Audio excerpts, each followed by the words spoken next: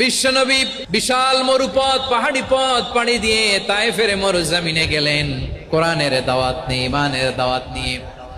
কিন্তু তায়েফের লোকেরা বিশ্বনবীর দাওয়াতকে শুধু প্রত্যাখ্যান করেই থামে নাই, তারা বিশ্বনবীর সাথে অত্যন্ত খারাপ আচরণ করেছে।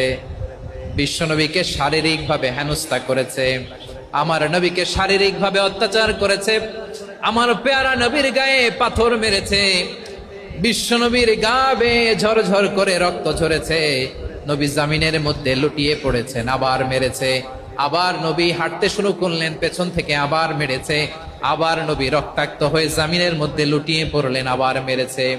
বিশ্বনবীর মতো এত সুশ্রী মানব, বিশ্বনবীর মতো এত শুভ্র মানব, বিশ্বনবীর মতো এমন চমৎকার দেহাবয়ব দিয়ে রব্বুল আলামিন কাউকে বানান নাই। এরকম চমৎকার মানুষটাকে তারা তায়েফের ওই জমিনে রক্তাক্ত করেছে। বিশ্বনবী দুনিয়ার কোনো স্বার্থের জন্য সেখানে যান নাই, নিজের কোনো লাভের জন্য, প্রাপ্তির জন্য যান নাই, তায়েফবাসীদের জাহান্নামের আগুন থেকে বাঁচাতে গিয়েছেন। ঠিক কিনা বলেন? খেয়ে না খেয়ে দিনী প্রচারের কাজে নিজেকে দিয়েছ বিলিয়ে, তায়েফের কাফিরেরা চিনল না সে আলো, দুষ্ট ছেলেদের পিছু দিল লেলিয়ে, পাথরের আঘাতে ক্ষত বিক্ষত হয়ে সারা শরীর থেকে রক্ত ঝরে। এ রাসূল তোমাকে ভুলি আমি কেমন করে, এ রাসূল তোমাকে ভুলি আমি কেমন করে। পারেন না আপনারা?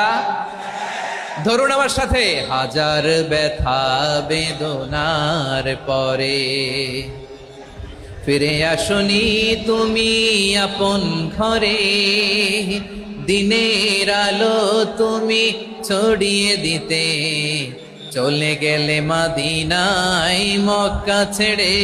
হে রাসূল তোমাকে ভুলি আমি কেমন করে, হে রাসূল তোমাকে ভুলি আমি কেমন করে। ঠিক কিনা বলে? প্রিয় ভাইরা, তায়েফের ছেলেরা নবীকে রক্তাক্ত করলো। আমার নবী কই যাবে? কই যাবে? মক্কায় জায়গা নাই, তায়েফে জায়গা নাই। তায়েফ থেকে ভারাক্রান্ত মন নিয়ে আমার নবী মক্কায় ফিরে আসলেন। বিশ্ব নবী মক্কায় ঢুকতে পারেন না। মক্কার মরুভূমির দিকে তাকিয়ে, উপত্যকার দিকে তাকিয়ে বিশ্বনবী ধা ধা করে কাঁদেন।